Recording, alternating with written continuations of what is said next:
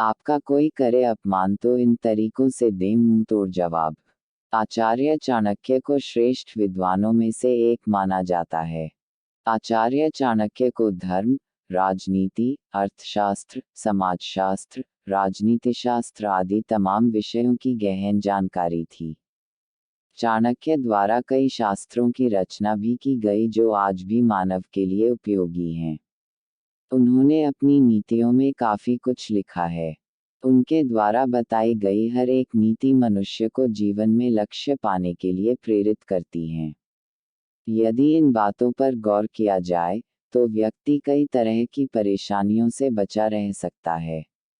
आचार्य चाणक्य ने अपनी एक नीति में बताया है कि अगर आपका कोई अपमान करे तो किन तरीकों से उसे मुंह तोड़ जवाब दें।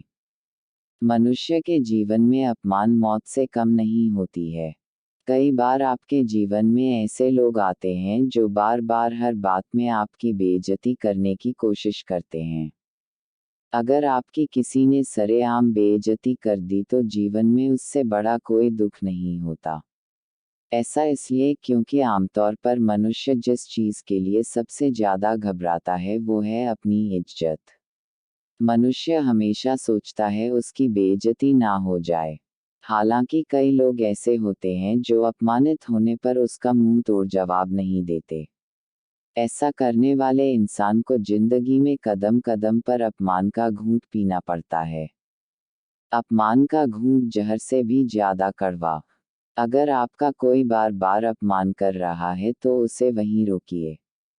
जिस तरह से बीता हुआ वक्त वापस नहीं आता है, ठीक उसी तरह से अगर किसी ने आपका अपमान सबके सामने कर दिया है तो आपको लोगों की नज़रों में वो जगह नहीं मिलेगी। इसलिए अगर कोई आपका अपमान करे तो उसे उसी समय मुंह तोड़ जवाब दें। आचार्य चाणक्य का कहना है कि अपमान का घूंट जहर से भी ज्यादा कड़वा होता है। इसी वजह से इंसान का जीना मुश्किल हो जाता है। जख्मों को फिर से याद दिलाने की कोशिश। कई बार होता है अगर आप उस अपमान को भूल जाएं, लेकिन आपके आसपास के लोग ऐसा नहीं होने देंगे। जब भी उनको मौका मिलेगा तो वो आपके उन जख्मों को फिर से याद दिलाने की कोशिश करेंगे ताकि आप खुद में बुरा महसूस करें। फोर्ड ग्रुप के मालिक बिल फोर्ड ने टाटा पैसेंजर को खरीदने में रुचि दिखाए और प्रस्ताव रखा तब रतन टाटा जी ने अपनी पूरी को टीम लेकर फोर्ड के मुख्यालय पहुंच गए। वहां पर लंबे समय के बातचीत के बाद भी टाटा की टीम को फोर्ड ग्रुप का प्रस्ताव पसंद नहीं आया और बिल फोर्ड ने रतन टाटा से कहा, जब आपको पैसेंजर कार का कोई अनुभव ही नहीं है तो आपने इस व्यापार की शुरुआत ही क्यों की। हम इस पैसेंजर व्यापार को खरीद कर आपके ऊपर एहसान करेंगे। बस ये बात सुनकर रतन टाटा जी को क्रोध आ गया। क्रोध तो आना ही था, जब किसी का इस तरह से अपमान हो तो किसी को भी क्रोध आना लाजमी है और यहाँ तो उस व्यक्ति के बारे में बात हो रही थी जिसकी सफलता के बारे में बताने की जरूरत नहीं है। बिल फोर्ड ने यहीं पर गलती कर दिया। बिल फोर्ड को रतन टाटा के क्रोध को नहीं जगना चाहिए था। जब भोले शंकर को क्रोध आता है तो क्या होता है, ये किसी को बताने की जरूरत नहीं है। ये बात बिल फोर्ड को बताने की जरूरत थी। रतन टाटा जी ने अपने क्रोध को शांत रखा। उनको पता था मुझे अपने अपमान का बदला कैसे लेना है, और उसी रात अपनी टीम को लेकर वापस भारत आने का फैसला लिया। ये बिल्कुल सही निर्णय था। इतना अपमान होने के बाद कोई भी ऐसे व्यक्ति के साथ काम नहीं करना चाहेगा।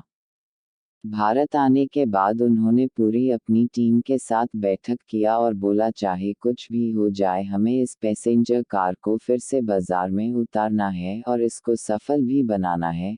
बस फिर क्या था, पूरी टीम लग गई मेहनत करने में और मेहनत रंग भी लाए और कुछ ही सालों में टाटा की पैसेंजर गाड़ियों ने बहुत अच्छा व्यापार किया और कंपनी घाटे के बजाय मुनाफे में चलने लगी। दोस्तों, ये खुद पर विश्वास का ही कमाल है। जिस कंपनी को खरीदने में किसी को दिलचस्पी नहीं थी, रतन टाटा जी ने उसे आसमान में पहुंचा दिया। आगे किस तरह बिल फोर्ड से बदला लिया जानना बहुत ही दिलचस्प है।